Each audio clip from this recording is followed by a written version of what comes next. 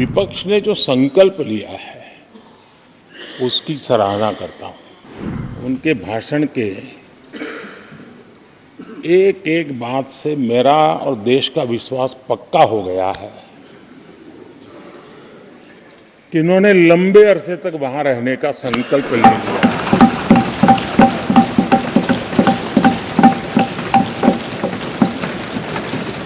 आप कई दशक तक जैसे यहां बैठे थे वैसे ही कई दशक तक वहां बैठने का आपका संकल्प और जनता जनार्दन तो ईश्वर का रूप होती है और अगले चुनाव में दर्शक दिशा में दिखेंगे। क्या हो गया है दादा? क्या देश के युवा जी की बात होती है? समाज के सब वर्ग नहीं होते हैं? क्या देश की नारी की बात होती है? देश की सभी नारी नहीं होती है? कब तक टुकड़ों में सोचते रहोगे? कब तक समाज को बांटते रहोगे? सब सीमा करो, सीमा करो। बहुत तोड़ा देश को। आज विपक्ष की जो हालत होगी ना, इसकी सबसे दोषी कांग्रेस पार्टी है। विपक्ष ने जो संकल्प लिया है उसकी सराहना करता हूं। उनके भाषण के एक एक बात से मेरा और देश का विश्वास पक्का हो गया है कि इन्होंने लंबे अरसे तक वहां रहने का संकल्प ले लिया।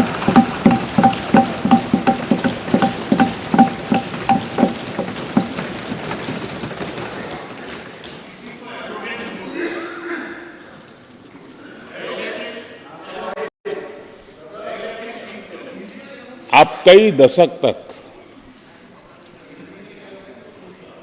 जैसे यहां बैठे थे वैसे ही कई दशक तक वहां बैठने का आपका संकल्प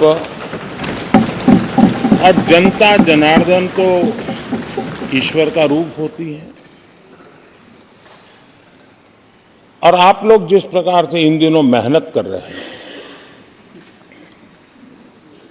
मैं पक्का मानता हूं कि ईश्वर रूपी जनता जनार्दन आपको जरूर आशीर्वाद देगी और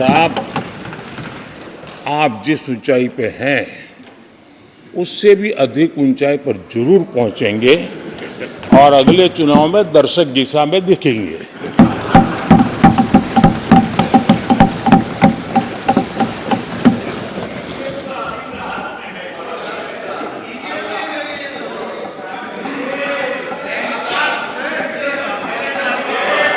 अभिरंजन जी, इस बार आपने आपका कॉन्ट्रैक्ट उनको दे दिया है क्या?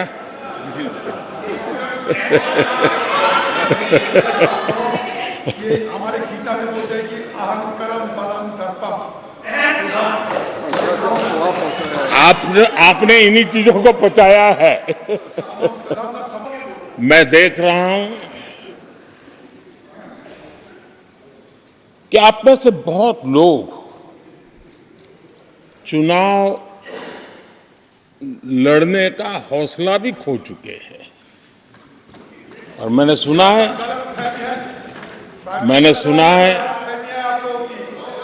बहुत लोग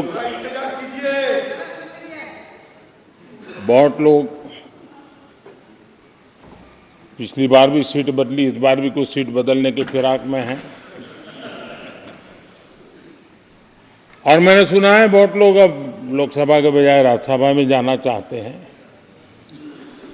तो स्थितियों का आकलन करके वो अपना अपना रास्ता ढूंढ रहे हैं। आदरणीय अध्यक्ष जी, राष्ट्रपति जी का भाषण एक प्रकार से तथ्यों के आधार पर, हकीकतों के आधार पर एक बहुत बड़ा दस्तावेज है जो देश के सामने राष्ट्रपति जी ने प्रस्तुत किया और इस पूरे दस्तावेज को आप देखेंगे तो उन हकीकतों को समेटने का प्रयास किया है जिससे देश किस स्पीड से प्रगति कर रहा है, किस स्केल के साथ गतिविधियों का विस्तार हो रहा है, उसका लेखा जोखा आदरणीय राष्ट्रपति जी ने प्रस्तुत किया है। आदरणीय राष्ट्रपति जी ने भारत के उज्जवल भविष्य को ध्यान में रखते हुए 4 मजबूत स्तंभों पर हम सबका ध्यान केंद्रित किया है और उनका सही आकलन है कि देश के 4 स्तंभ जितने ज्यादा मजबूत होंगे, जितने ज्यादा विकसित होंगे, जितने ज्यादा समृद्ध होंगे, हमारा देश उतना ही समृद्ध होगा, उतना ही तेजी से समृद्ध होगा। और उन्होंने इन 4 स्तंभों का उल्लेख करते हुए देश की नारी शक्ति, देश की युवा शक्ति,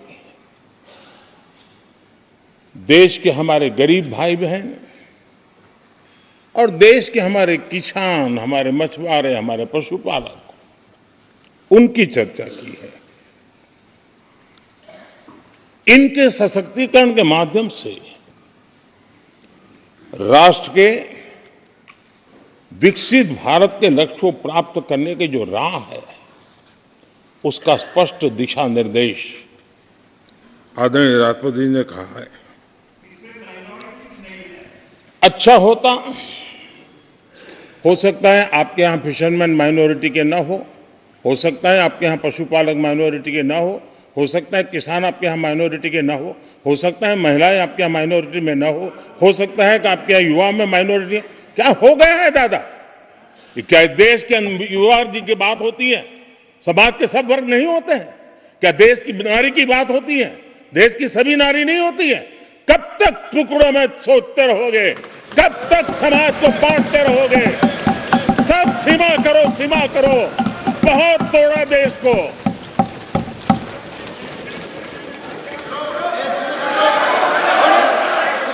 आदरणीय अध्यक्ष जी, अच्छा होता कि जाते जाते तो कम से कम इस चर्चा के दरमियान कुछ सकारात्मक बातें होती, कुछ सकारात्मक सुझाव आते,